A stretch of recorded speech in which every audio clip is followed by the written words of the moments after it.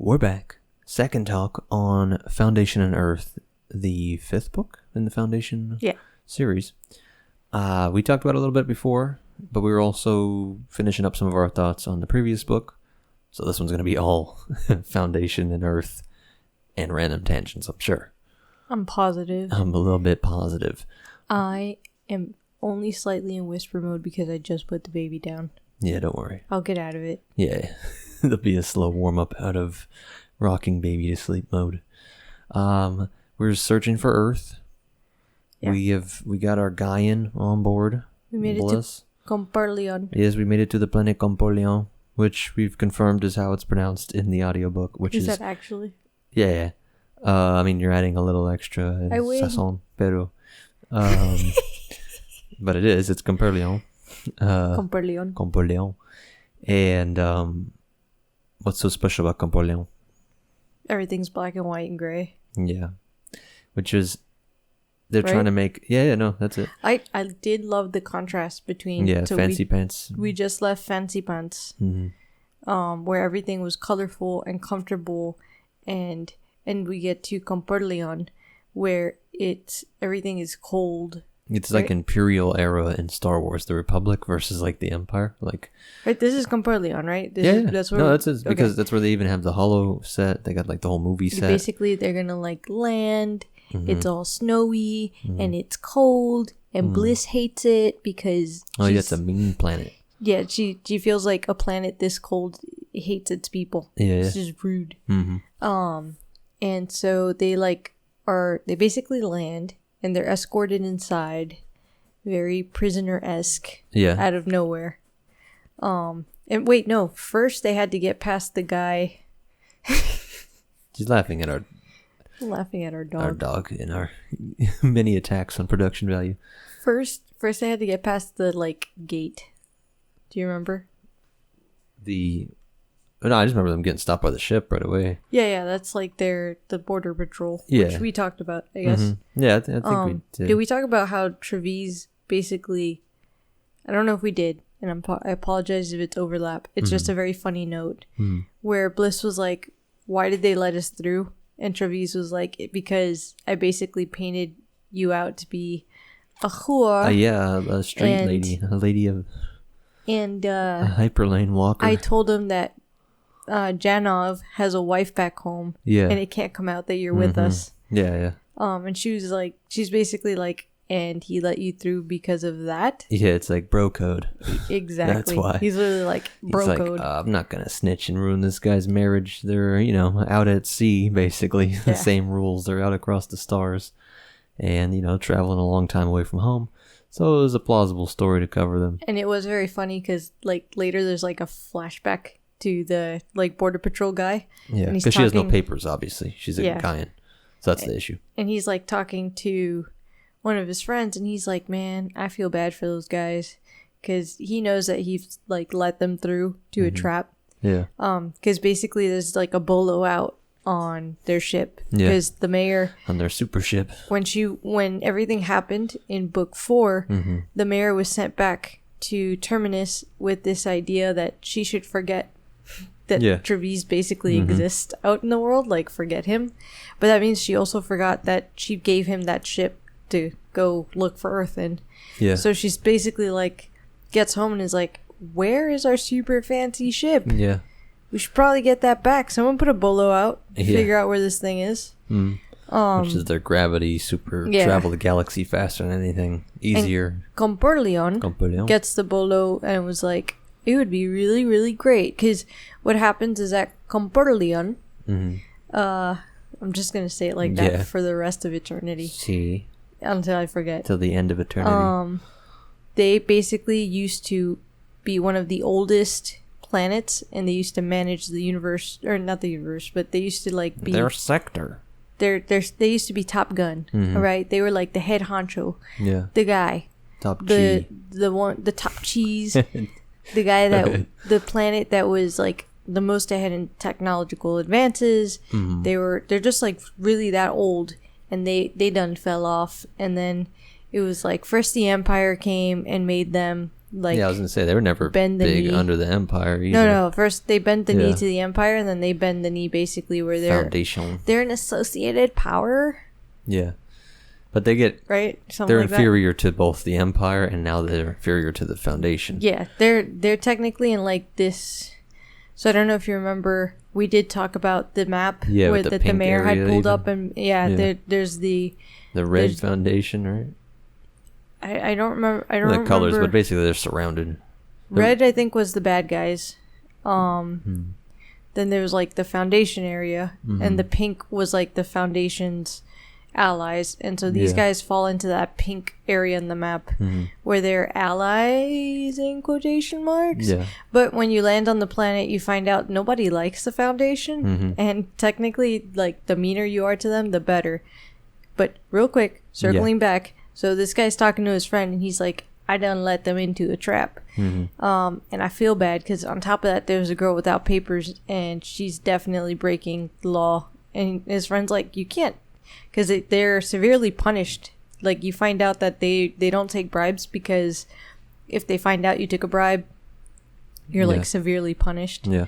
So his friend was like, I would like to not know this information, so I'm not your accomplice. And basically his friend's like, I mean, the government would be madder at me for turning them away, because if I wasn't going to let them go through because of this chick, and they were really adamant about it, they're just going to leave with the ship that we want. Exactly. He's going to pitch it like, you know, like you did set him up. But then he's also like, so you still didn't, that was why you didn't tell about the girl? He was like, well, also, I wasn't going to be the one to rat out the girl. Would you rat out the girl? Yeah. And, like, ruin this guy's possible marriage? And the guy was like, I wouldn't do that. Yeah. On top of all of this actual reason, there's also this, like, subtle bro code. And I just thought it was hilarious that Bliss the entire time was like, that's retarded. Bro code wouldn't have people not rat out that I'm with him. Yeah. And then they're over there like, no, we wouldn't be the ones. Like, yeah, we're not all interconnected. I'm not doing Gaia that. hive mind. And he even, Trevisi says, I suspect there's something similar with women.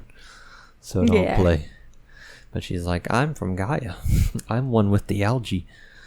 And then eventually they all fall into the hands of, I forget what role she plays in the government.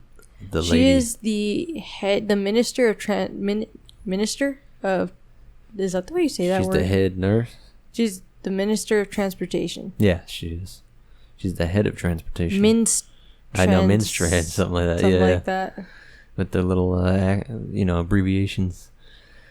Yeah, and she was all going off about the ship and how she wants it. She gives them some whole scenario to pick from about, what do you call it? If they're going to go to jail over those things. So first she was like, look,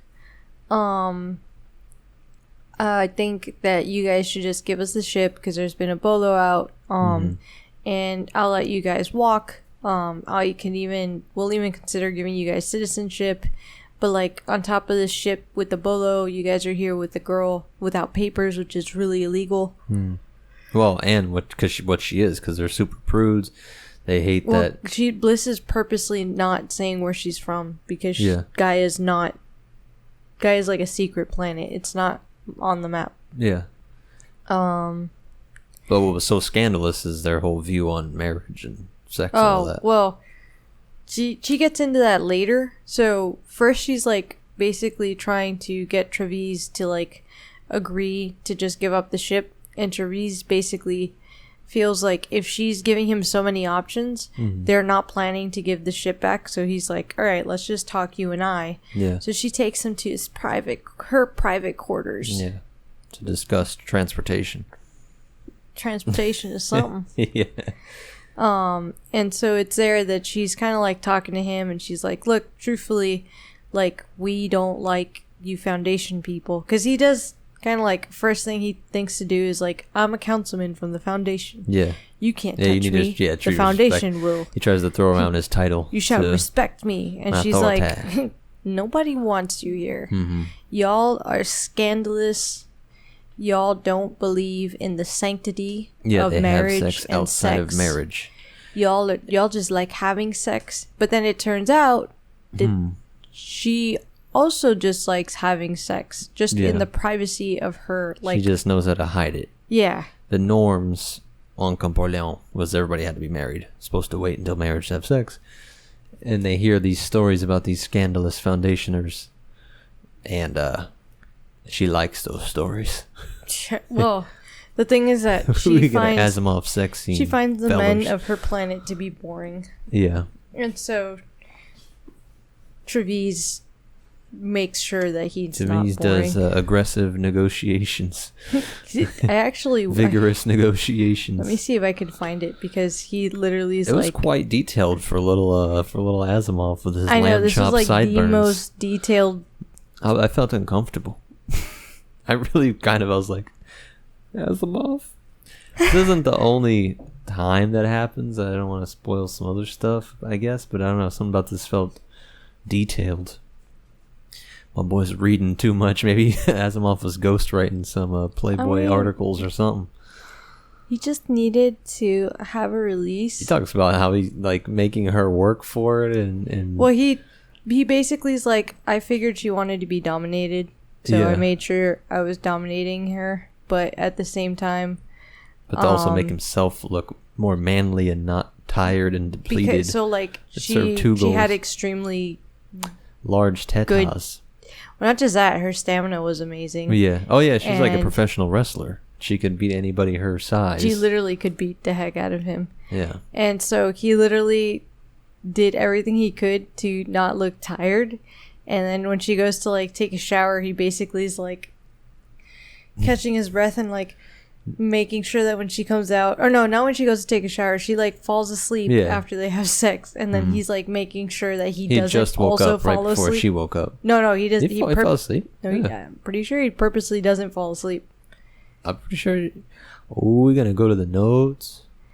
So I have cancelment Trevize. I speak of sexual morality. Is it or is not marriage a sacrament of terminus? Because they even talk about her snoring. Yeah, because he's awake.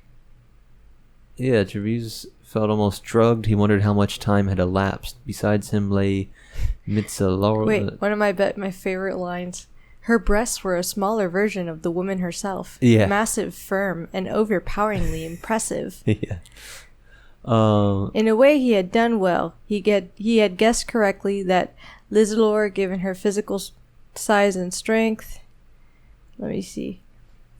Yeah, alright, I guess Lizalore, given her physical size and strength, her political power, her contempt for the Camporleon men she had encountered, her mingled horror and fascination with tales, what had she heard, Trevize wondered, of the sexual feats of the decadents of Terminus, would want to be dominated. She might even expect to be, without being able to express her desire and expectation. Yeah, the paragraph right before that, you're right. Trevize longed to sleep himself, but he felt it important not to do so. She must not wake up to find him asleep. She must realize that... I thought he had just woken up and thought that. No, he purposely was making sure he does not fall asleep so that she doesn't wake up and think... I added a funnier spin in my... I thought that he fell asleep, literally woke up like, oh shit, how long was I out for? Good thing I woke up just before she did. Yeah, because she must realize that while she had been ground down to unconsciousness, he had endured. Trevize was leaning on his elbow and did his best to look unworn and full of life. Yeah. Yeah, because she was 46, but like he says here, 46, but she had the body, 25-year-old. So yeah, we got quite a graphic, not super graphic by any modern standards, but it was out of nowhere. She later said, "I had you judged correctly from the start. You are a king of sexuality." Yeah. Yeah, I see that there. Yeah. It did feel funny. It felt like I don't know what to compare it to. So he basically is hanging out with her, trying to get her to let them go because he's realizing that she's basically got their ship in her crosshairs. And then but if he can keep it a booty call, maybe they can come back. That's what he was hoping, but then he mentions that because he basically turns to her and is like, look, if Terminus is quitting on our mission, would Camporleon want to back us? And she's like, well, what's your mission? Ooh, ooh la la. And he's like, to find Earth. And then she does this crazy, like, crisscross applesauce of the fingers and, like... Yeah, you cursed. Yeah, worse than cursed. And she said, we refer to it as the oldest. It is a sad word, a solemn word. It represents a world that has ancestors, that was ancestor to us all. Sorry, let me see. They literally lift up both hands with the first and second fingers crossed to ward off misfortune. Told you. Yeah. It's a sad word, a solemn word. It represents a world that was ancestor to us all and that now doesn't exist. It's tragic, and we feel it because it was near to us. We prefer not to speak of it, for we must not use its name. Mm-hmm. And the crossing of the fingers at me, how does that relieve the hurt and sadness? Lizzler's face flushed. That was an automatic reaction. I don't thank you for forcing it on me. There are people who believe that word, even the thought, brings on misfortune, and that is how they ward it off. Do you too believe crossing fingers wards off misfortune? No, well, yes, in a way. It makes me uneasy if I don't do it. Yeah. So, basically, by bringing up that they're looking for Earth, and because she ends up being what they call mountain woman, like she's from the mountains where they of Comportleon, where they kind of like really instill this idea, like some of these old ideas into the kids. So she's very superstitious when it comes to Earth. Yeah. So she then decides, like, you know what, I need to get these people and this ship, which is covered in Earth juju, off my planet as quickly as possible. So Trevize is like, I really want to go talk to... Which is the latest in our form of, like, the superstitious layer to protecting things. Well, go ahead. To just get it away. Yeah, to get it off after her hanky-panky time. But she does tell him here, I wanted to mention before they leave, that she gets into also. He said that the oldest was a dead world entirely radioactive. He did not know why, but he thought that it might be the result of nuclear explosions in a war, perhaps. No, said Lizzler explosively. There was no war, or the oldest is not radioactive. It is radioactive, but there was no war. Yeah. It was a punishment. It was a world that used robots. Do you know what robots are? Yes. They had robots, and for that they were punished. Every world that has robots, that has had robots, has been punished and no longer exist. Who punishes. Mm-hmm. It says he asks who punishes them, and she says, he who punishes the forces of history. I don't know. And I'm like, I love that. I was like, there's like this cosmic... She actually says, ask others. Yeah. It's a really cool thing. Like you said, they've been hinting at, I don't know, like a god of this universe, but it doesn't have to be. It could be more like almost a Hindu kind of dharmic version of God. Like, that's just how it works. Like, I don't know. These are like archetypes or these themes that it can play out over these different worlds. Like, so she ends up telling him, speaking of archetypes, of this skeptic professor, he's a skeptic, or what they call a skeptic on this planet. Sorry, just all sardonically. Go ahead. Sardonically. That's our cat. Hello. Welcome to the highest production. Hi. Go ahead. What? You have Loki, everything. You wake up the baby. Yeah. I will have to make you an outside cat. Food and water, and we're trying to find Earth. I feel bad. I'm not really doing that to him, but I really might have to, like... So, go ahead, it'll be alright. Come on, bud. So I lost my trail of thought a little bit. You got cat blocked. Fifth foundation member over here. So bad. The Society of Cats. So they're gonna meet the skeptic. And so this skeptic supposedly, like, because he's what they call a skeptic, he's not afraid to talk about Earth, and because of all the superstition, students don't take his classes. Oh, yeah. But she's like, look, just go talk to him at the university. He'll tell you whatever you want, and then get the hell off my planet. So they make basically an arrangement for him, Pellerot, and Bliss to go... Vassal Danador. To go speak to him. The historian. Yeah. Danador. Yeah, they go to... you have the quotes here. It does turn out, I would like to remind you, that Bliss did kind of interfere. that's right. You wanted to touch on that? Yeah, I did. We did rant a little bit before we came on here. Yeah, I don't... It was clear from the texture of her mind that she was attracted to Gervais, is what she claims. And I was ranting that she keeps saying that I didn't do anything that wasn't already in your mind. Like with the whole picking, what I'm calling the synthesis ending, the bringing about of Galaxia, that she just reminded Palarat of, a thought he had of looking at the galaxy that happened to align with what she wanted to do. And my point was, everybody has every thought in the world. Like you were sticking to a diet and you want to eat the snacks, but you also do want to stick to the diet, but you also don't. You want to go to bed early, but you don't. You want to keep working. You always have conflicting thoughts in your head. So her saying, well, the thought was in there, so I'm not manipulating. It's like, if you didn't have to manipulate, then don't do anything. You can't.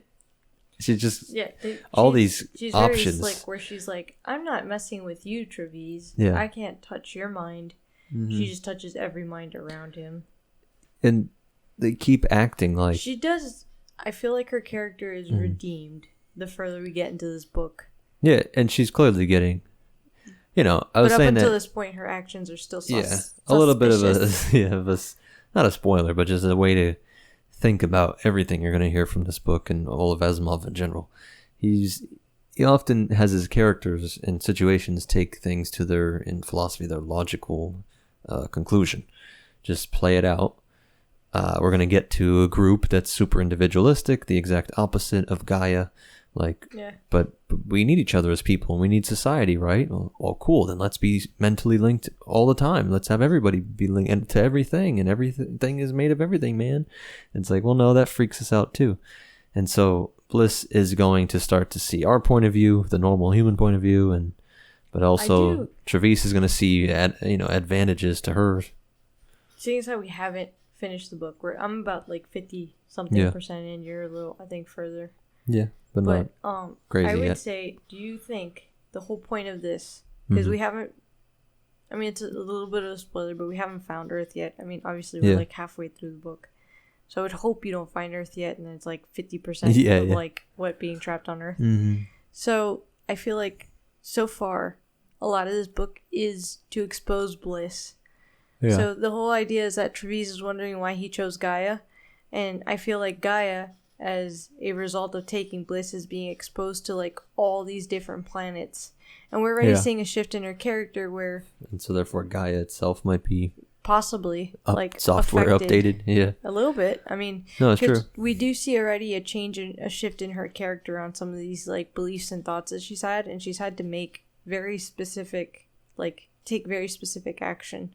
Yeah, we can almost jump to it because it's I mean, honestly, here they shoot a dog. I really feel like the only point of Comparleon is to show you that Bliss is still manipulating minds, and to give you they end up meeting this doctor. So Asimov could write a steamy sex scene. Yeah, and they end up meeting this historian who gives them the coordinates to what they called the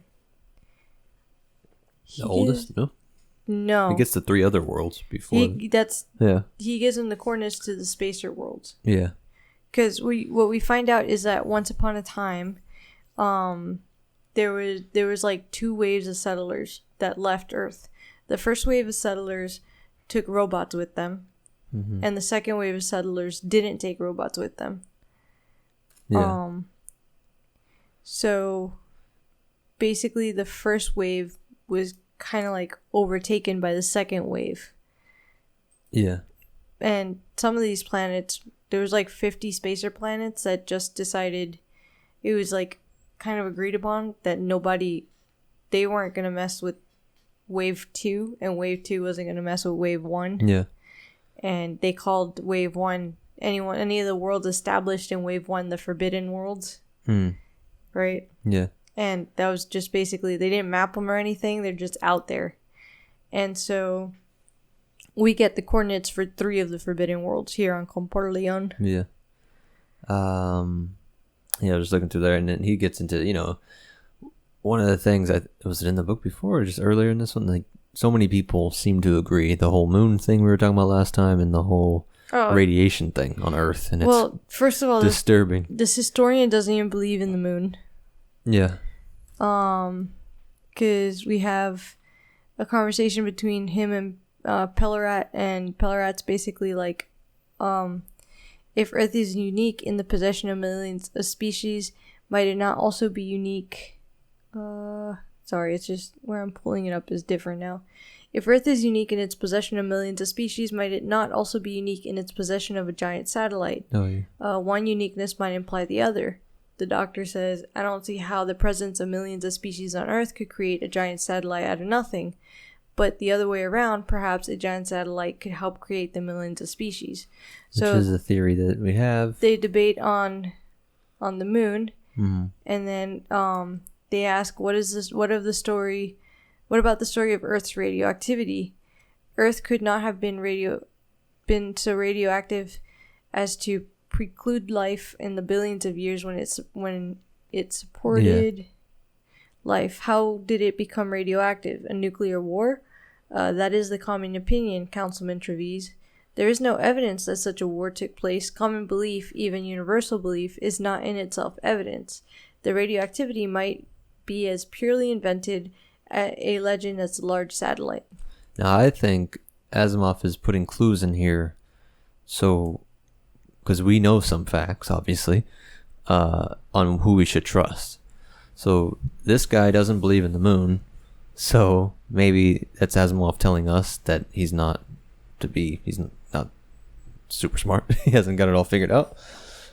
Like, because when we get to our guy, our Solarian, which I was just so cool when I was like, oh my god, we're going to Solarian.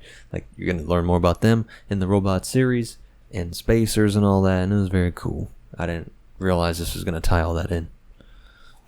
It is. It's towards the end of Asimov's books. I've read short stories, but I haven't read enough. Yeah, it's like later in the series. To be tied in the way Freddie's excited about. So I am excited to read those. When we're done with... I might dip into it depending on what's going to happen at the end of this book. Yeah. But I have a quote about the settlers from the point of view of Comporleon. The settlers with a thoroughly roboticized society developed a high technology and unusual longevity and despised their ancestral world. They dominated and oppressed the ancestral world. Eventually, then, Earth sent out a new group of settlers, among whom robots were forbidden. Of the new worlds, Comporleon was among the first. Yeah.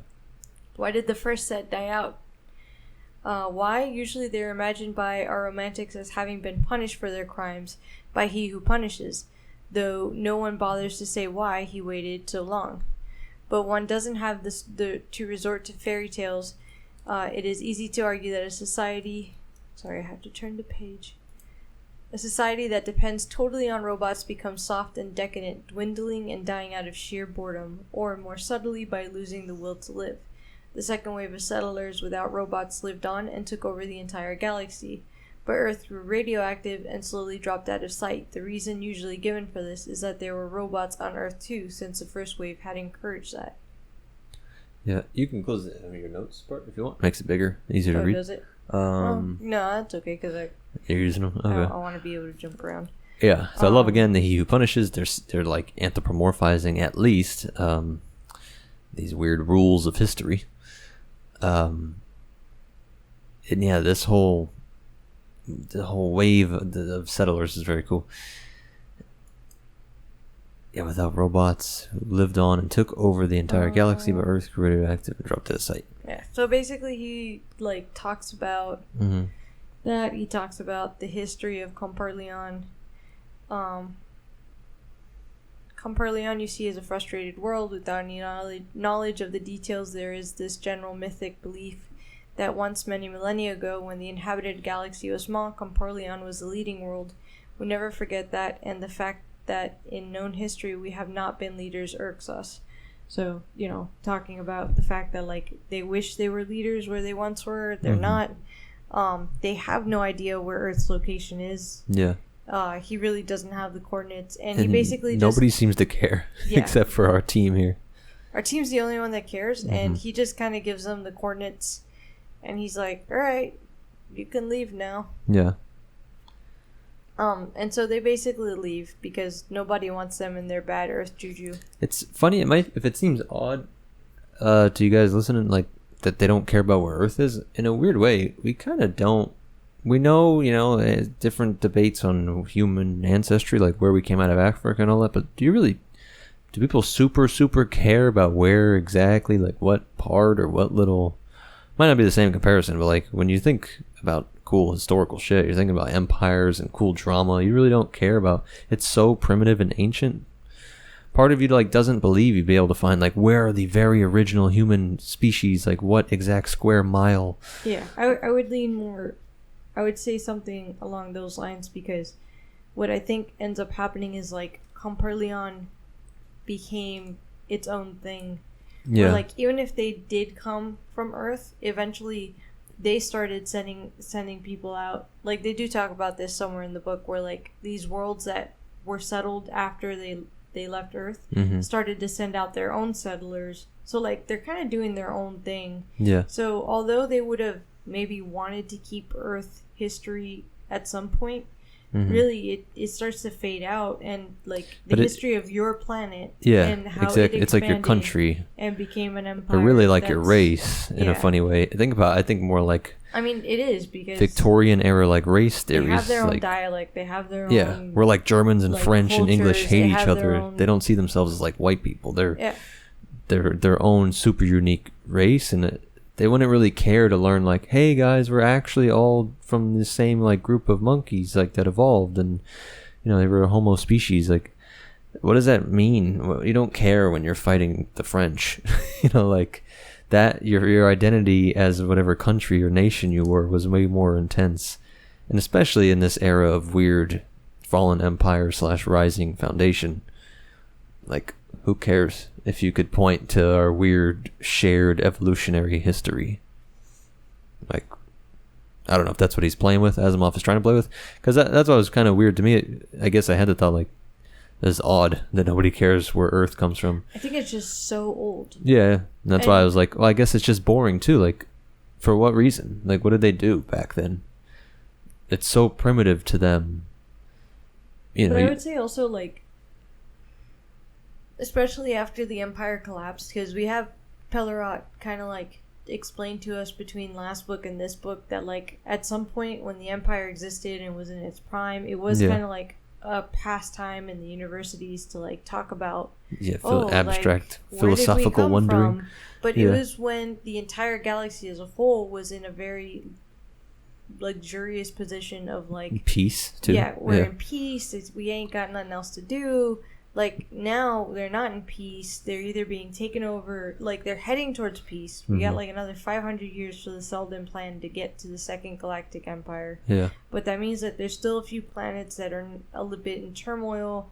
Like, the Empire is still disintegrated, so there's probably still planets that are trying to figure out how to get food. Planets trying to figure out if there's any way to get ahead of the Foundation. Yeah. And Terminus. Like, there's a lot going on, and I agree that as far as resources, like Comperleon has very limited resources to begin with, where because of the Ice Age, they're like literally on the verge of that's right. Yeah, they literally mentioned Ice Age. Yeah. The planet's freezing. They have limited resources. They literally can't like use excess hot water. So they have this super special like shower system that like basically sprays you with not hot water. Yeah, because it takes so much energy. She's like, it's not cold. He's like, yeah, I guess it's not cold, but Jesus. He's like, it's cold. Yeah. For me, I like very hot showers. Yeah. So I felt you would have nuked it from orbit. You would have radiated the entire Comperleon. Everyone on the planet would have known I hate their temperature of water. Comperleon would be lost to history. The only thing that would save me is that it literally like sprays you with like water and the heating dryer it does thing. Like a rinse cycle. It's basically like a car wash for people, and then it does like a high heat air because that's easier to heat up. Yeah. But yeah, between that and there's just that, and then it is interesting though that he knows so much about these waves of settlers. Because it's the robot wave and just the non-robot wave, right? Yeah, it was just the two. But what ends up happening is that the robot wave gets basically overtaken, and we had learned about that later. Basically, once we get the coordinates, we leave. And I was saying we might as well just get to that. Yeah. There's like this conversation between Pellerot and Travis, where they're talking about like the rings around this planet that they see, and Travis explains to him that it's like the Saturn rings, and he's like, "Oh, Earth is like supposed to be," because he had heard of a myth. Like really, the entire point of that conversation is for them to establish that Earth is going to be in a galaxy that has a planet with a large satellite, a planet that has specific shapes of rings, which is I think trying to describe Saturn. Yeah, just remembering our solar system, kind of merging solar system attributes to Earth. And possibly the planet is radioactive. Yeah. Like these are all basically it's just like, all right, we're looking for things that hit all of these things. Yeah, like we were saying before, why can't you just cross-reference a big old Venn diagram? Only one planet's going to have all that. Or at least a few. That's what the poem was speaking of. 3 wide rings, concentric, wider than the planet itself. So that's basically... Right? On the camera? Yeah. Cool. How does it feel? I know, and you can't see the baby camera. You get nervous. Alright, you want to... Here, I'll give you... No, it's good. I just heard something. No, she's okay. So, yeah, it's just going here with the pastime. Then we get to... First, we're going to go to the first Forbidden World. It's cool. We can get into how Travis figures out... Because the coordinates are, like... I forget how many years old, so he has to, like... put the map back and then, that's right, yeah. Like, move time. You know, he does this whole convoluted thing that we could get into if you want to. I know you like that, but... Not really. I mean, it's basically how the ship works. Him and the computer calculate where it is.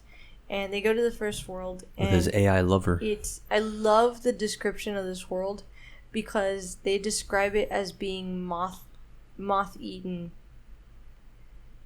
I almost want to find it. Yeah, just type in moth. Oh, that's true. I forgot that because of the way I'm doing this now. Yeah. It looked curiously moth-eaten. Yeah. I've seen very few worlds, said Bliss, but I think the thoughts of Gaia, and this is what you might... Wait, what happened? Oh, yeah. I've seen very few worlds, said Bliss, but I think the thoughts of Gaia, and this is what you might expect of a world from which humanity has disappeared. Where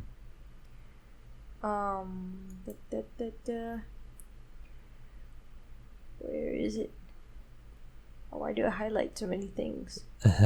On all other uninhabited worlds, however, human beings have carefully terraformed their new environments and established plant and animal life, but the ecological system they introduce is bound to be unbalanced. There's an old creation myth I once came across, a myth in which life was formed on a planet and consisted of only a limited assortment of species, just those useful to or pleasant for humanity. Foreshadowing. Yeah. Thorns also and thistles shall it bring forth to thee, is the way the curse was quoted through the passage. Sounds much better in archaic galactic in which it was written. The point is, though, was it really a curse? Things human beings don't like and don't want, such as thorns and thistles, may be needed to balance the ecology. Yeah, which is, Genesis biblical reference. Yeah. So, human beings in terraforming a world leave out the thorns and thistles, whatever they may be, and human beings then have to labor to keep the world going. It isn't a self-supporting organism as Gaia is. But let me see that, and so the first human beings did something silly, never mind what, old fellow, because those old myths are usually symbolic and only confusing if taken literally. And the planet's soil was cursed. Thorns and thistles shall it bring forth to thee. In the way the curse was quoted through the passage, sounds better. Yeah. I suppose, says Pellerot, staring intently at the planetary vista, that if the planet is degenerating, we can be sure that the human beings are gone. A planet might deteriorate even if human beings existed upon it, if the society were itself abnormal and did not understand the importance of preserving the environment. Asimov literally poking at everyone. Yeah. I feel like that's just him being like, You gotta be dumb if you don't want to take care of your planet. Well, yeah, of course. But also that he's saying it, like, it's a cool take. Like, was it really a curse? Like, the thorns and thistles might be needed to balance the ecology. You could say that's what Gaia thinks it's doing, but Gaia doesn't do that. I mean, it's saying we don't want to get rid of muck and death. Even they even eat meat sometimes, and they but Gaia literally has a mild climate almost across the entire planet. They space their trees. They have no weeds. They have no thorns and thistles, it sounds. And I would say more abstractly, they are super afraid of the thorns and thistles of freedom. Yeah, like the confusion and like it's just wasteful. The kind of she sees Travis as like idealistic and dangerous and wasteful, and why literally if you've ever tried to have a garden, tell me how ridiculous it is that you can do whatever you want and there will be weeds, there will be something that you didn't plant, and there will be something that you planted once upon a time. But to their point, most of the foods we eat, corn is a human-made, is a genetically modified organism. Like, there's so many things that we have. Our dog, like, humans did change a lot of their environment to their needs. So, Gaia and them are just an extension of, you don't like weeds, you don't like aphids, you don't like disease, you don't like, bacterias and viruses and mosquitoes. I guess, like, what happens, so we have two things. We have one, this argument that, and it's, I think what Gaia doesn't take into account, if Gaia didn't actively work to maintain things the way it does, it would fall apart the way this planet did. Because what we end up seeing is that Aurora is literally like deteriorating, and then they land on this planet and like buildings are nothing but ruins. They get the name because they found like an old sign. Yeah. And there's literally like abandoned dogs that have been alone for so long on this planet that they no longer even recognize what humans look like. Yeah. And they do attack Travis. Because he made a point that you see dogs everywhere, and every planet had its own version of a dog. Yeah. Like its own little breed. Yeah, Travis is like always thought he was like a dog person. Yeah. Even though he doesn't like dogs, he's like, they like me. Blasted him. So anyway. Well, he gets surrounded because he lets and Bliss realizes that she goes from very anti to a.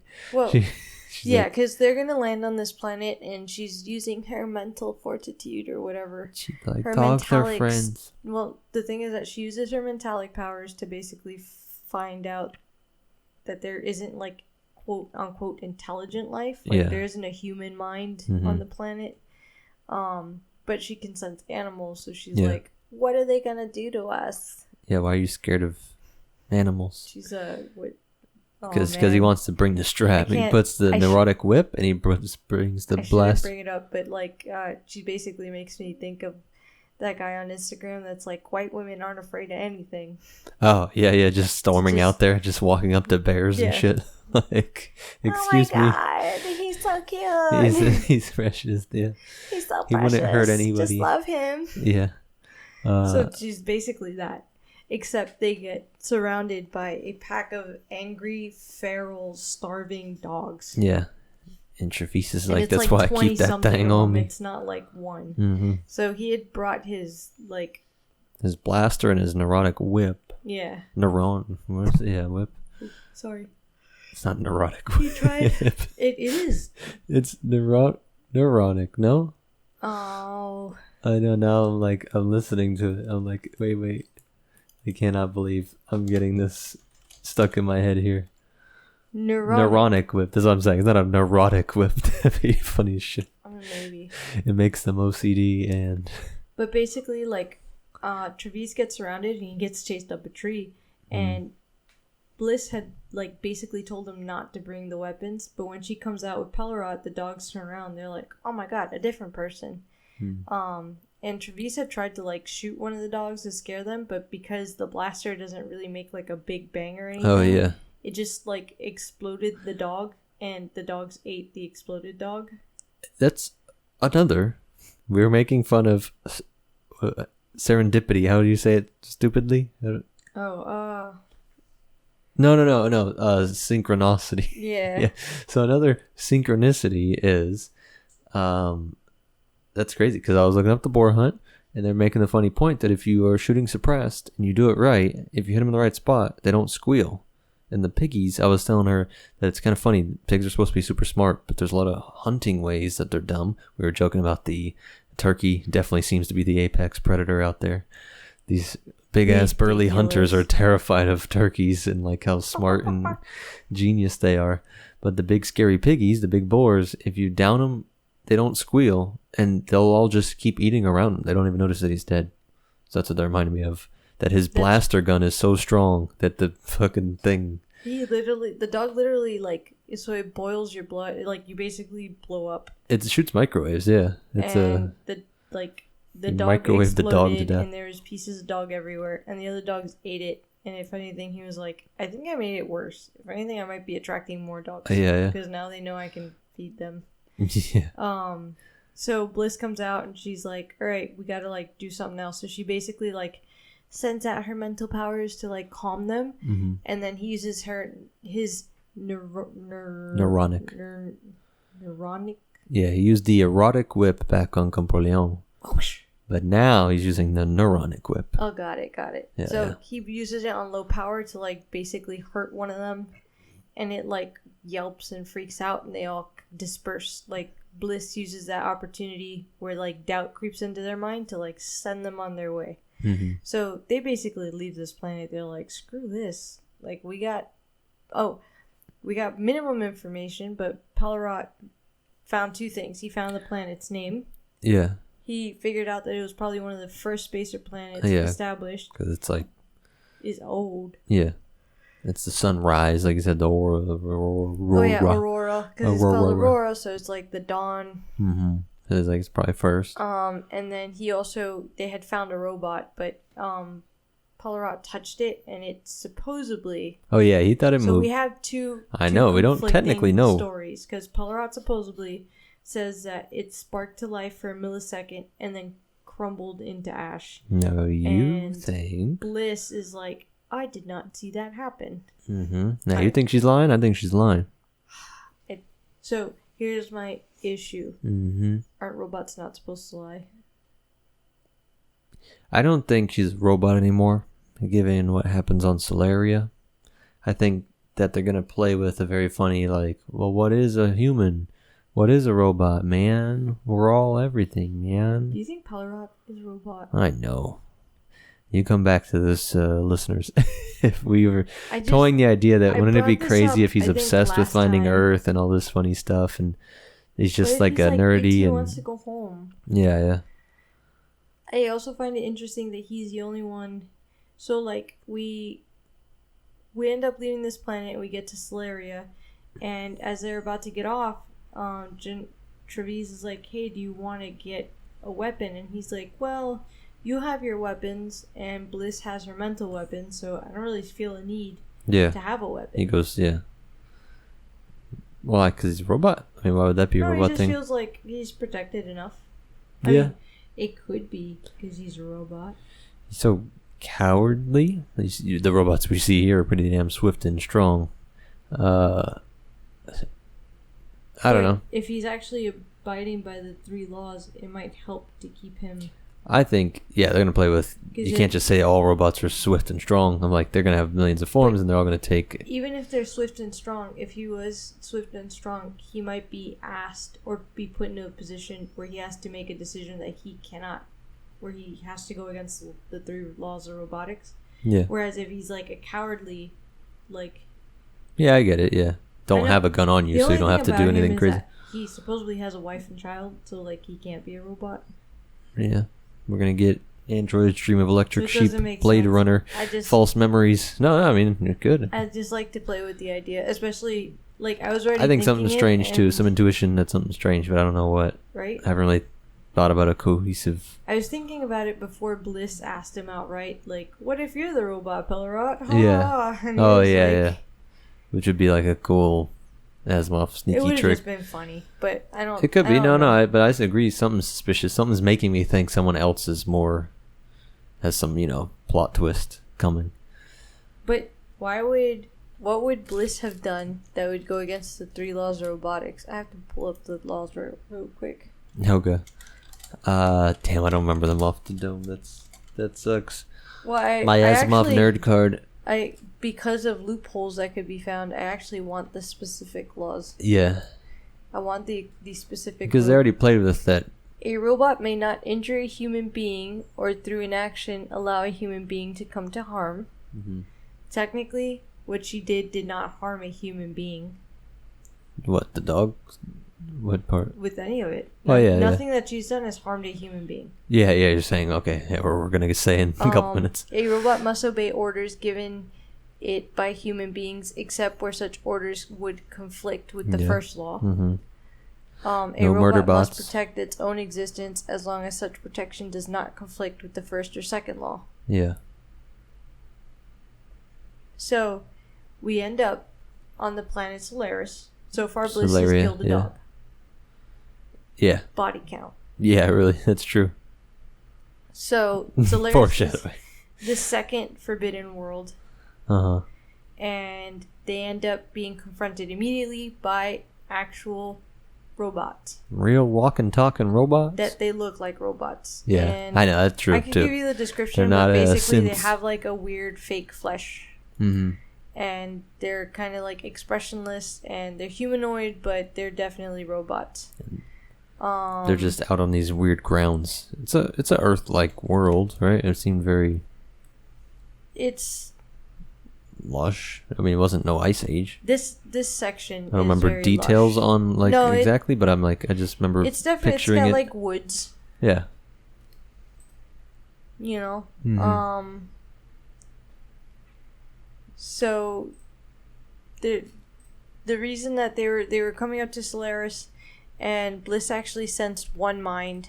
And so they go to this one spot, they find robots. Yeah. And they're like, if there's robots, something has to be maintaining them unless they're self-maintaining. Mm-hmm. But they do end up seeing a humanoid approach them. And this humanoid, they can't decide whether it's man or woman because, as Travis says, he's wearing like, this human is wearing, I say he, but I'm wrong. It's it. It is an it. It actually is an it. Yeah. And not in today's terms. Like, it's a it. I mean, it's a it 40 years ago. Like I said, I was saying this before. He's playing with a lot of pronoun stuff that, we're seeing because it isn't really male or female. It isn't. It is a hermaphrodite. And he says there's no bulge. Says, yeah. That's right. I know you must be looking for. Travis says that there's an open... They're wearing like a robe where you can see the chest, but you can't tell... Which was my freshly shaved chest. I felt very targeted as a modern fall of man creature. He was like, yeah, but it can't be a man. There's no hair on its chest. I'm like, well, I'm getting roasted by Asimov. Yeah, you are. So they find out that this is a Solarian, and they specifically say to refer to them as Solarians. Or as it. Yeah. Like they are. They're not a he or she. They're described as being one human now because what has happened to what used to be people is that they call what we would be half humans because I am one half female. Mm-hmm. And he is one half male. Which we go to one of the Greek, that you got to find your other half. When you became one, they merge. And so if they want to have an heir, they basically produce either the sperm or the egg or both. They really produce both. They just produce a what's it called? They're like, there's species that do this that can just flip. They just produce a fertilized egg and then they basically artificially grow it and have robots raise it. Yeah. And that's their body, the way that society works. And they have the little tube baby and it's safer that way and they can control all kinds of gene expression there. Yeah, they actually manipulate the genes so that they don't have no nonsense. Yeah. Oh, his name's Bander. I forgot. You think it's Bender? You think that's Bender gets his name from Bander? Hilarious. Yeah, his name's Bander, and I'm like, come on, that has to be where they get Bender from. I actually have this really hilarious banter between him and Bliss.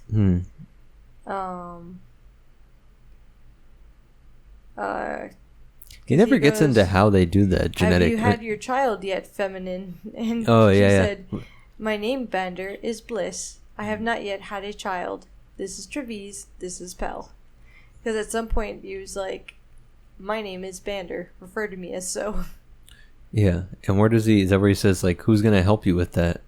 This one, or both of them, or neither of them?" And which of these two masculines is to assist you when it is your time, or will it be both or neither? And she said, "It will be Pell." And he goes, "Well, what's up with you?" And he said, "I am 52 years old, Bander," Pellerat said. Then added hastily, "That's galactic standard years." Yeah.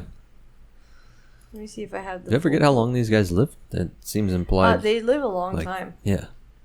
Hundreds, right? You're thinking hundreds? Thousands? We're not quite sure. Yeah. I just realized my head was thinking thousands. I'm like, I don't remember if that was said explicitly. Sorry, I have the full quote here. Because Bander turned and looked intently at Bliss as though he were truly aware of her for the first time. "You are the feminine half-human," he said, "aren't you? The lesser half." "The smaller half, Bander." "Yes." Yeah, that was funny. "These other two are masculine half-humans then." "So they are. Have you had your child yet, feminine?" "My name, Bander, is Bliss. I have not yet had a child. This is Trevize. This is Pell. And which of these two masculines is to assist you when it is your time, or will it be both or neither?" "Pell will assist me, Bander." Bander turned his attention to Pellerat. "You have white hair, I see." Pellerat said, "I have." "Was it always that color?" "No, Bander. It became so with age." "And how old are you?" "I am 52 years old, Bander," Pellerat said. Then added hastily, "That's galactic standard years." I don't know how long a galactic standard year is, but it can't be very different from our year. "And how old will you be when you die, Pell?" "I can't say. I may live 30 more years." 82 years, then. Short-lived and divided in halves. Unbelievable, and yet my distant ancestors were like you, and lived on Earth. But some of them left Earth to establish new worlds around other stars, wonderful worlds, well-organized and many. This is where he brags about how their 50 worlds are better than basically Terminus, Trantor even. Because he said, "Golan Trevize in full, I say there were 50 spacer worlds. Our worlds number in the millions." That's Golan to him. "Do you know then the story that I wish to tell you?" said Bander softly. We count not in numbers only, little half-human," said Bander. "We count the quality too. There were 50, but such a 50 that not all your millions could make up one of them. And Celeria was the 50th, and therefore the best. Celeria was as far beyond the other spacer worlds as they were beyond Earth. We of Celeria alone learned how life was to be lived. We did not herd and flock like animals as they did on Earth, as they did on other worlds. We lived each alone with robots to help us, viewing each other electronically as often as we wished, but coming within natural sight of one another only rarely. It is many years since I have gazed at human beings as I now gaze at you. But then you are only half-humans. And your presence, therefore, does not limit in my freedom any more than a cow would limit or a robot." Yeah. So why he's saying that is he goes on a whole rant about he's free from everything, from other people's impulses, from other people's... Yeah, because what ends up happening on this planet, so you find out that this planet literally has like 1,200 beings on it. The whole planet. I'm not even going to say humans, because at this point 1,200 it's, yeah. They're all... Solarians, really. Yeah, they're all Solarians. They're all hermaphroditic. Hermaphrodites. And they control their population, so like every time one dies, another one should be born. They have these things in their head that let them control. Yeah, what was that lobe called? Like heat. Or energy. Like, yeah. So they control the brain things with their mind. Transducer lobes. My transducer lobes are constantly concentrating heat flow so that as work is needed, work is done.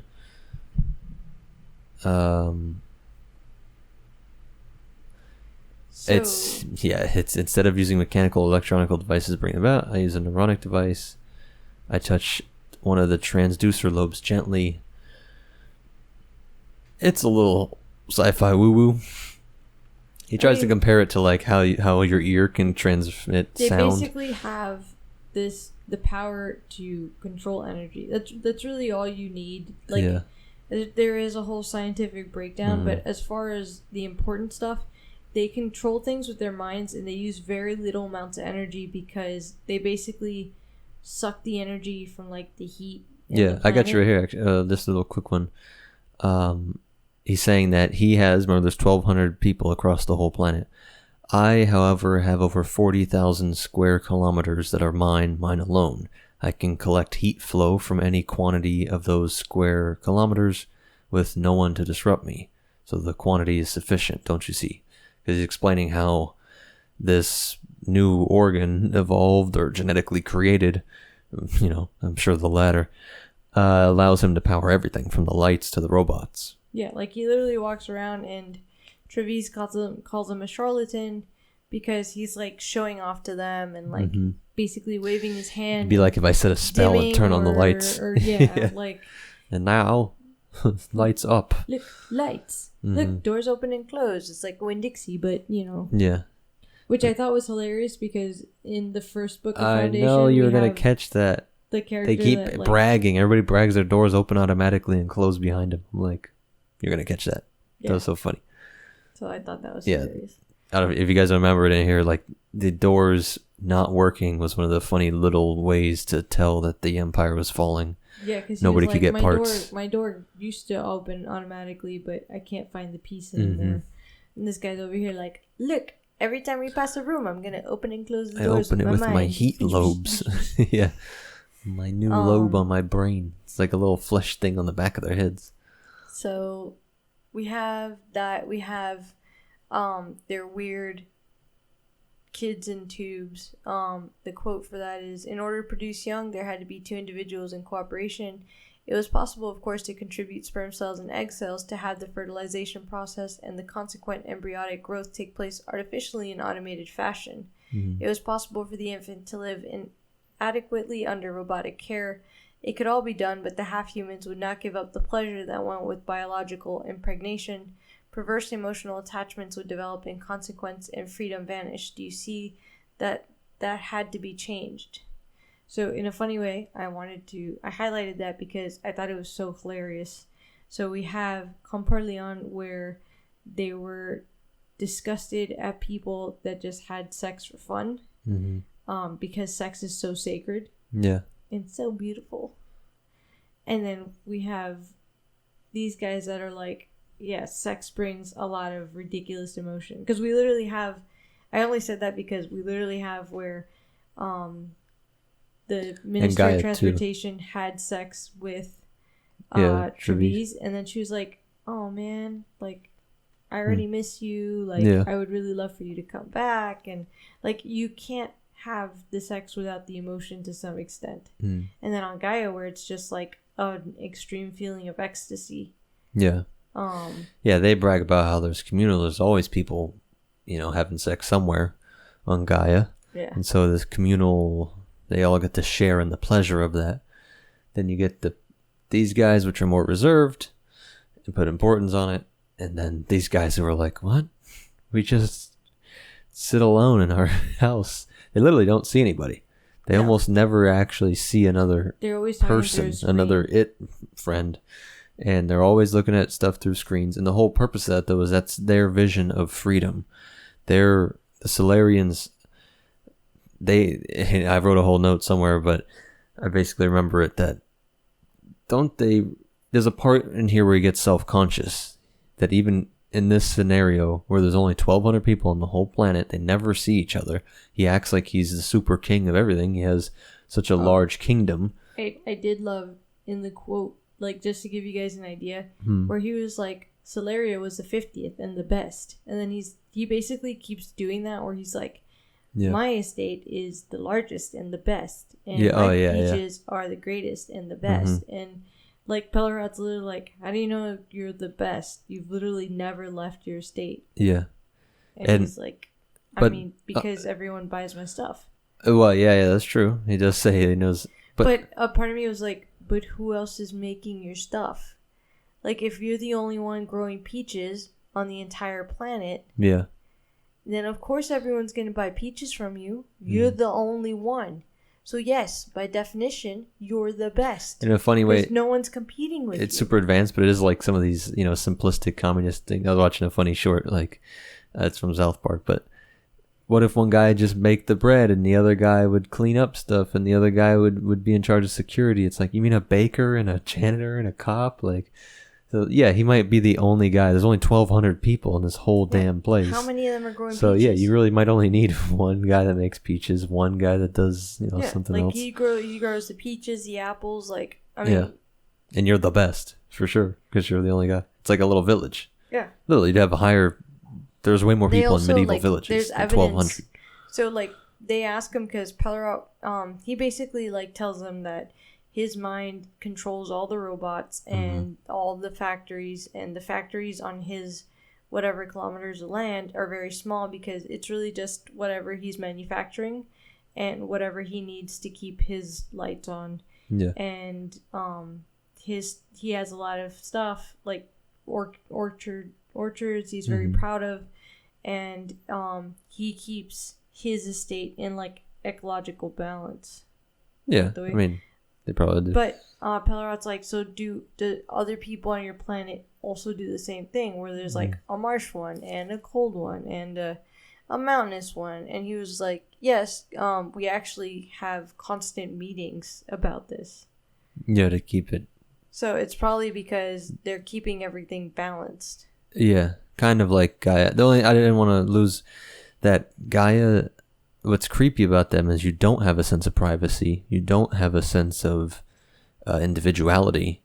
You're all in like this big Borg mind meld thing. And they, like I said, they swear that they are still individuals, but then they don't even notice ways that their willpower is all manipulated because they're all literally telepathically linked.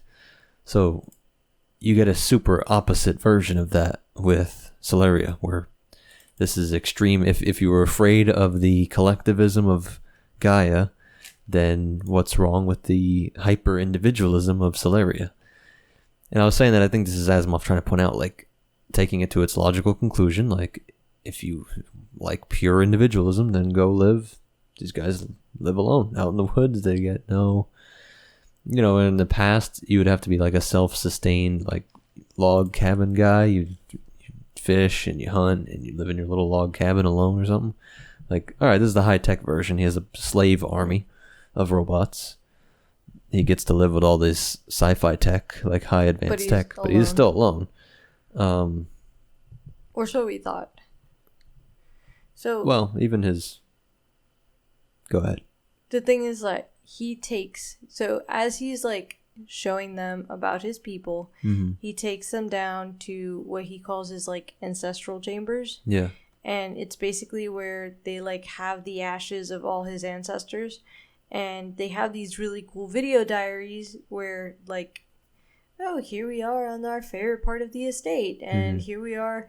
So that's their way of keeping these people alive. Yeah. Like where they don't totally die, in quotation marks. The whole mind meld of Gaia is creepy, but I'm like, but you're supposed to hear that part and think, well, that's lame too, though. He acts like, I get to hang out with my friends and like my family members.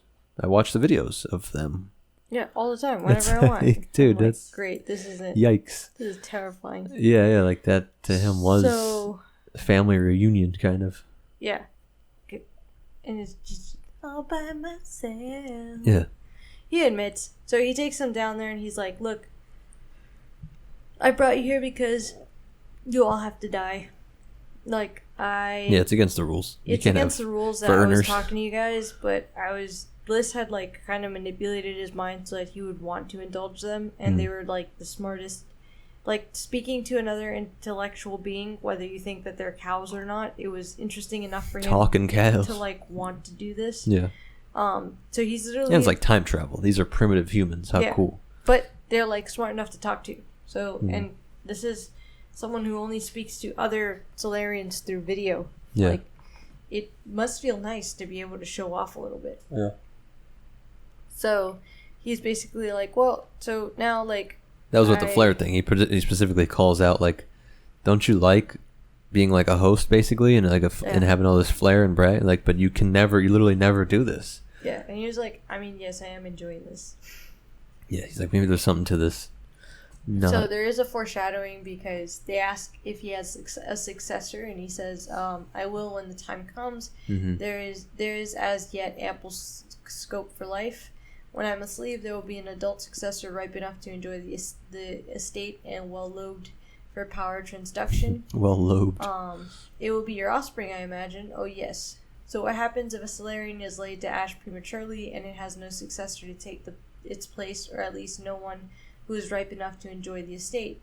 We have a ruling board that has this as one of its few functions, the assignment of a successor in case of premature ashing. It is all done by holovision, of course. Yeah, they're on teams, fucking but worker see here, meetings. Solarians never see each other. How would anyone know that that some Solarian somewhere has unexpectedly, or expectedly for that matter, been laid to ash?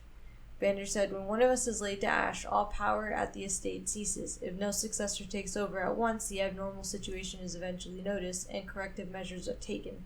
Mm-hmm. I assure you that our social system works smoothly. So he turns around and he's like, all right, so now I'm gonna kill you, and they're like, oh no. But Bliss, basically after Trevize kind of like stalls for time, Bliss tries to just immobilize him and messes up because she doesn't get enough time to really figure out how his mind works or how these transducer lobe things... Yeah, transducer, the heat transferring organ. Literally. The time has come when I must do what my ancestors would have done at once. I must kill all three of you. Sorry, I love that line. Mm-hmm. That was one. And so she accidentally kills him. And literally the lights go out. Yeah, trying to just make him go to sleep. Basically tap him out. It was like a comparison to just like, putting somebody in a chokehold. Not to kill him, but just to choke him out. Just to make him faint. But because she cut off this heat transferring organism, his brain basically overheats, melts, explodes. She accidentally blocked where his brain sends all the excess heat, and the heat built up so quickly because of how much energy they're constantly moving and getting out of their system, that within seconds his brain cooked and he just died. Yeah. It was not my intention to stop it. I merely wished to block its use of its transducer. In the moment of surprise when it tried to blast us and found it could not, but found instead that the very illumination about us was fading into darkness, I would tighten my grip and send it into a prolonged normal sleep and release the transducer. I hoped to so arrange things that when Bander finally woke, it would have forgotten all that had happened from the instant of its sighting us. Gaia has no desire to kill in order to accomplish what could be brought about without killing. I had never encouraged any such thing as those any such thing as the transducer lobes, and I lacked any time to work with them and learn about them. I merely struck out forcefully with my blocking maneuver, and apparently it didn't work correctly. It was not the entry of energy into the lobes that was blocked, but the exit of the energy. Energy is always pouring into these lobes at a reckless rate, but ordinarily the brain safeguards itself by pouring out that energy just as quickly.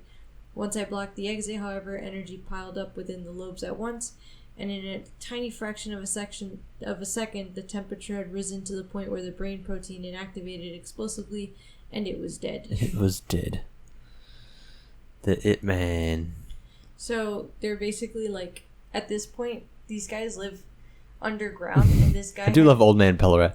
Now, dear. Like, he always calls her dear. He just sounds like a...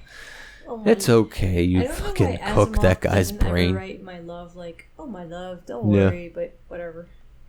So it's different times. The problem at this point is that the lights have been turned off and they are underground. So these people, solitary people, they had like their entire society went They have underground. to take a car to get around this underground mansion thing. Yeah. It's basically an underground maze. Yeah. And they're now super in the dark. giga mansion. Yeah. So Bliss is able to Bliss. Yeah. Bliss is able to get the lights on, but only in like the small area that they're in. Mm-hmm. So this is basically like if you've ever played Pokemon and you got to that cave where if you don't have the Flash HM, it's just like a little circle of light around you and you're just walking around trying to get out. Yeah. Except exponentially worse. Yeah, in this cave of steel. And like you run into like turned off robots and yeah, jump scare. This would make for a scary ass. It would be. This terrible. whole part was actually pretty good at being kind of creepy. Yeah. So we got a sex scene in the last couple chapters, and then this kind of almost horror vibe down here. Because even the horror vibe was like scary. I'm trying to think they literally run like they hit one robot that like turned off mid like step, so it just fell over. Another robot that's just like hunched over. You don't know when these things are gonna just turn on. But even the coldness when it's like, all right, I'm gonna kill you guys now. Like, Pellerat literally starts freaking out because he's like, the ventilation's been turned off. Oh, damn, that's true.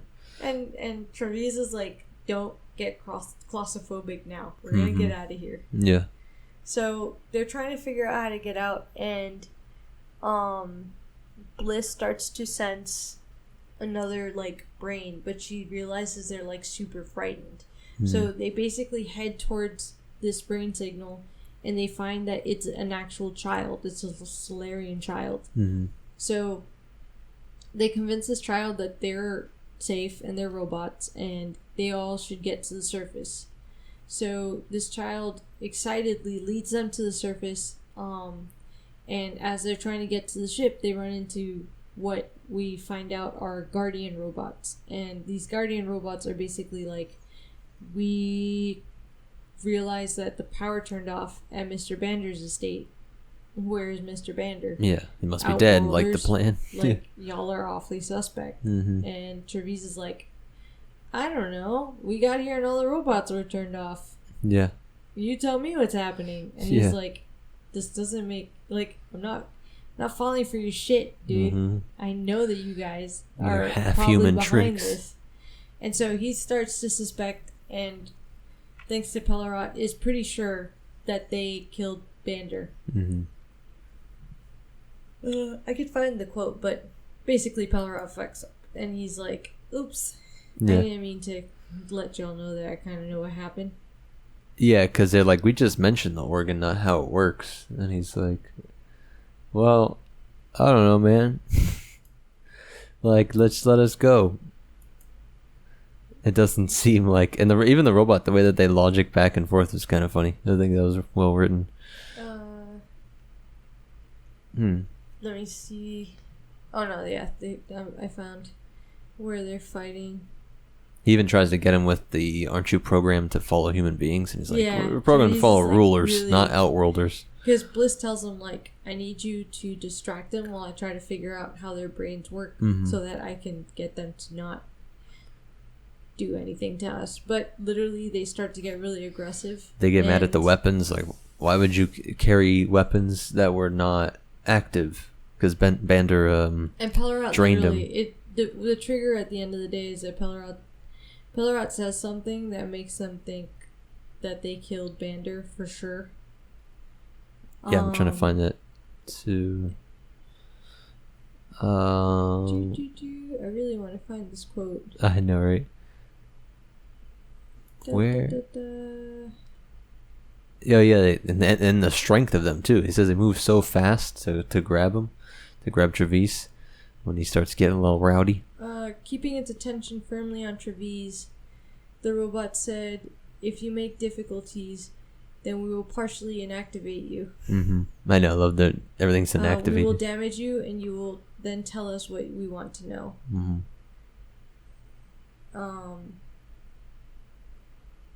So I just love that. Does not make sense. You are all under custody. Like the robot's like, stop trying your Jedi mind tricks on me. Basically, Pellerat tries to use the kid. Fallon looked at Pellerat with eyes that were open but seemed empty. Bliss shook her head sharply, but Pellerat looked at her without any sign of understanding. And the robot basically is like, this kid doesn't mean shit. Because it doesn't have the transducer lobes. The child is of no importance. It's like, but it will have it. Have transducer lobes. Yeah. It does not yet have fully developed transducer lobes, but it will have them in time, said Pellerot. It is a Solarian child. It is a child, but without fully developed transducer lobes. It is not a Solarian. I am not compelled to follow its orders or to keep it from harm. At this moment, the robot's attention shifted as the second robot touched its arm. The two robots that had been sent to the mansion were returning at a rapid run that, nevertheless, had a certain irregularity to it. But your part's over here where he goes, Ruler Bander is dead. Yeah. By the remark you have just made. Because Pellerot said they found Bander before Travis could wave him silent. Yeah. Ruler Bander is dead. By the remark you have just made, you show us... Yeah, you know he's dead. That you were aware of this fact. How did that come to be? How can I know? Said Travis defiantly. Mm-hmm. You knew it was dead. You knew it was there to be found. How could you know that unless you had been there? Unless it was you that had ended life? How do you know what or what not transducer? Because he says, how could we kill him if he has these fucking super, powerful transducer lobes? And the robot's like, I didn't tell you what they do. I just told you about transit. Yeah. I literally just mentioned. No. So that's Travis. He's like, how do you? So the robot says, how do you know what or what not transducer lobes could do?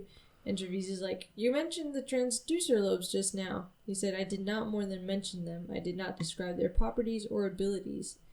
The knowledge came to us in a dream.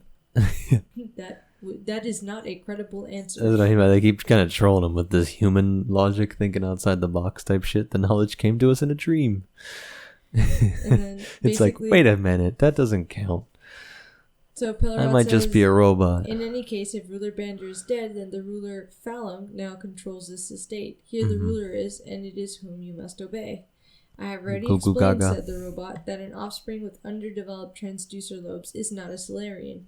It cannot be a successor, therefore. Another successor of the appropriate age will be flown in as soon as we report this sad news. What of Ruler Phalum? There is no Ruler Phalum. There is only a child, and we have an excess of children. It will be destroyed. Mm-hmm. Bliss said forcefully, you dare not. It is a child. It is not I, said the robot, who will necessarily do the act. And it is certainly not I who will make the decision. That is for the census of the rulers. In times of child excess, however, I know well what the decision will be. Bliss snatches the semi-comatose figure of Phalum from Pellerot, holding it tightly and trying to balance its weight on her shoulder. She said, do not touch this child. I almost had the proper method of control, and it wouldn't give me the time. I had no choice but to strike, and now all four are inactivated. Let's get on the ship before the other ship lands. I am too ill to face additional robots now. So now she's killed 4 robots. I mean, she sees them as sentient life forms. Yeah. She just got a multi-kill. 1 dog. She can call in something. 1 Solarian. Yeah. 4 robots. Mm-hmm. Yeah, because she killed... Bliss is on a killing spree. Yeah. Killing spree. What is it? Unfreaking believable. I forget my Halo ones. Kill-tacular. Kill-tacular. Yeah. So, but also because she's getting involved with the real freaking world and doesn't have, the whole thing that they played with. He mentions multiple times on Gaia as a critique, like some are more equal than others. She was not like a ruler. She was. I mean, now we know of. Of course, you never know. She seems to be playing some crazy. I mean, she might have been part of the robot secret society that was ruling Gaia. That's what we're still not sure on. Like, it's bullshit that she's not. Yeah. And she knows she's special. Mm-hmm. It's why Travis is. She could just be bullshit now, acting like, oh no, I keep accidentally killing people to save the day. But really quickly, at the last second. Back to our laws. So a robot may not injure a human being or through an action allow a human being to come to harm. They're not humans. Right? Technically, Solarians are not humans. Yeah. And she's protecting the 2 humans that she's with. And that could explain why he, Asimov, makes a point of him shitting on humans. He keeps bringing up how they're... He hates He's humans. like, I ain't no damn human. Don't you ever call me a human. He's like, well, he's okay. Like, I am a Solarian. Mm-hmm. We are not humans. Imagine if she's a robot. She's just like, okay, you said so. Yeah. A robot must obey orders given it by human beings, except where such orders would conflict with the first law. But they gotta have similar rules over there, because he's ruling robots. So yeah, but those robots also do not. I know they have people. I was gonna say they have the same 3 laws, but it just says Solarian instead of human. Potentially. Yeah. But because they're not, like, I know the Guardian robot literally says at some point that they can only be controlled by the rulers. Yeah, we read that. So, humans don't count. So clearly we're on like 2 different playing fields. Yeah. And a robot must protect its own existence as long as such protection does not conflict with the first or second law. Yeah, I know. She keeps doing it at the very last second possible. She's making sure nobody has died. Mm-hmm. Yeah, none of her humans that she's said she was particularly drawn to. She hasn't. Yeah, I know, of course. Yeah, she can't go down, and neither can her humans. Yeah. I'm saying she made the whole big deal about Pellerat. It's actually a human, a real human, not a Gaia, mind meldy future fate of humanity. No, she really loved it. Not a Solarian. I know. I was just. By the way, I just said Solarian. So Mass Effect Solarian species comes from this. Solarians. Oh, that's hilarious. They make the genophage. They mess with genes. They mess with super high tech. They're very not sexual. Because I have the quote where they talk about how they mess with the genes. Yeah.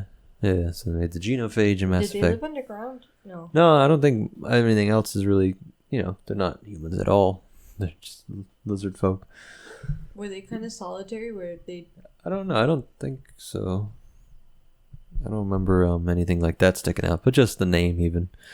I think it's just more of the name is a nod and the gene stuff. That's so cool. Mm-hmm. So that's basically what's happened. So now we have Fallon, this Solarian kid. Yes, we have a Solarian baby, which I say baby, but like you said, we can't tell because they age differently. We have where, he seems like an infant almost, like a 2 or 3 year old in some but cases. Like a child. Yeah, but then you're saying no. I would say maybe 6, like a 5. 7 or 8 year old, and you have to also remember, so they make a point of like, they don't speak like this kid. This creature, kid, whatever you want to call him. Solarian doesn't speak standard galactic, so they're teaching him this language. They had to teach him how to use the toilet because the entire time they were down in these passages. Did you get to where they look at its privates? Yes. Yeah. Them something else. It makes sense, I guess. He has testes, and he has what's described as a very little vajayjay. I'm like, what does that mean, Mr. Asimov? Describing sex scenes and balls hanging off of a juju. But, so he, basically what Bliss is doing with Fallon is that she sends him into the bathroom with Trevize so that Trevize can bathe him. Yeah. And it makes okay, so you did get there. Yeah. That's what I asked you earlier because I was I had gotten there. Oh, okay, recently. Yeah, just now with that baby. So, something to think about. It's not that. No, not that. As far as his age, so he's described. I'm like, where did the nutsack connect exactly? But go ahead. He's described as being 14 years old.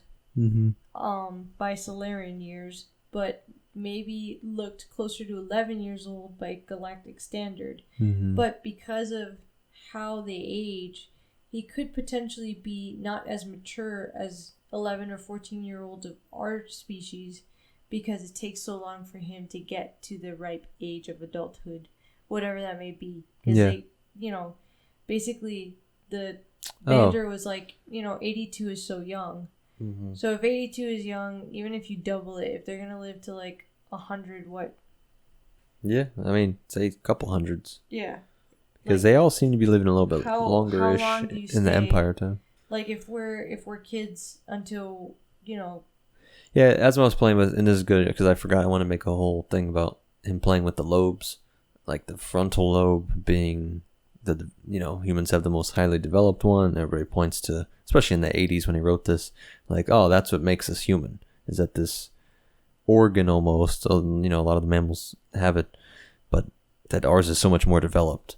So he literally calls it the lobe. I know it's in the back of the head, but it's this piece of the brain that makes them so qualitatively different of a species, and they must have genetically made themselves hermaphrodites. They did. Okay, it says for sure that they did? Yeah, I have it. I got it over here. It says where Travis literally says disgusting to hearing about its small vahoo.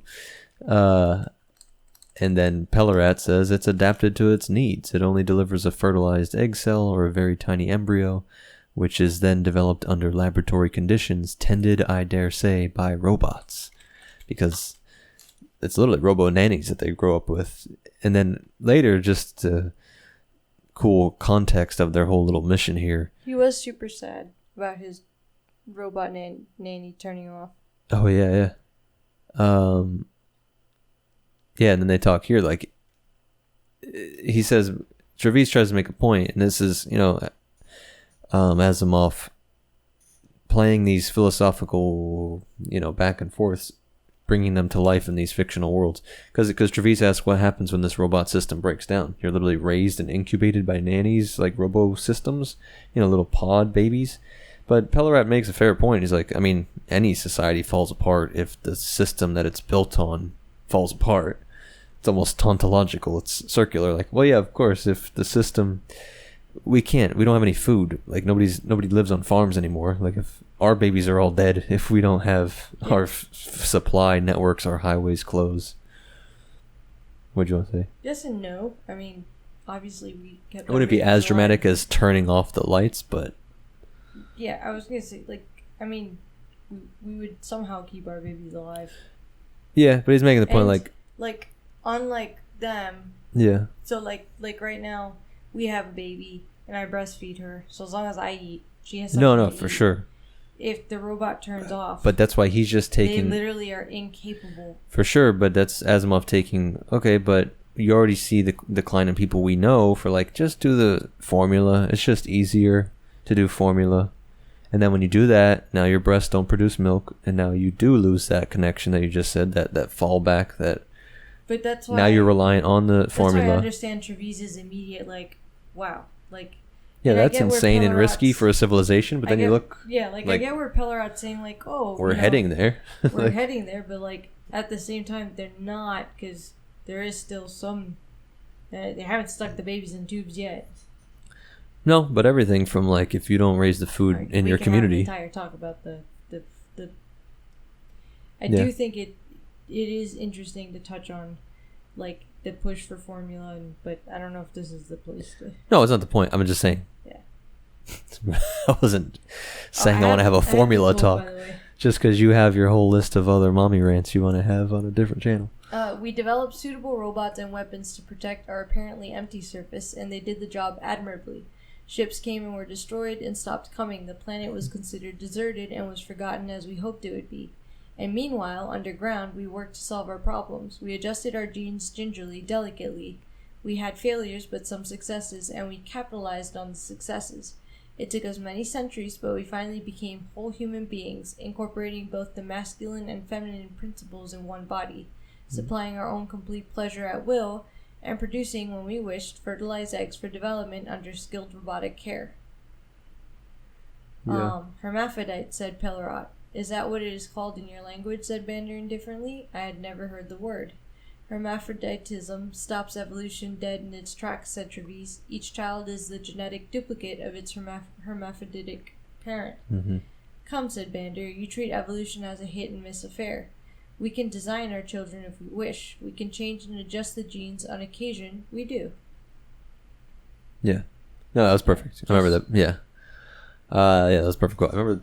most of that, the end of that. I forgot that I mentioned that literally they fixed the hard evidence. No, for sure, yeah.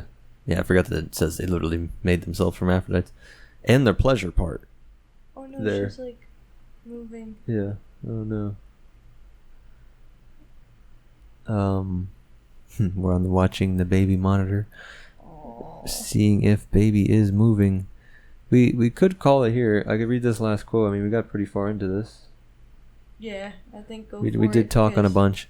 I just want to say that to sum up these little adventures we had, it's Travis here. He's looking back. He's all upset. They're leaving this world. He thought bitterly of the 2 spacer planets they had visited. Hostile wild dogs on one, hostile hermaphroditic loners on the other, and in neither place the tiniest hint as the location of Earth. all they had to show for their double visit was Phallum, this weird Solarian baby. They took on this very odd gang here. Love it. Yeah. I think that is a good place because then all we have, like, Polarot's literally nervous about going to planet number 3. Mm-hmm. I think that's a good place. Yeah. Perfect place, cliffhanger. We will see you in the next one. Baby is moving. We'll see you. Thanks. Sorry. No, that's perfect.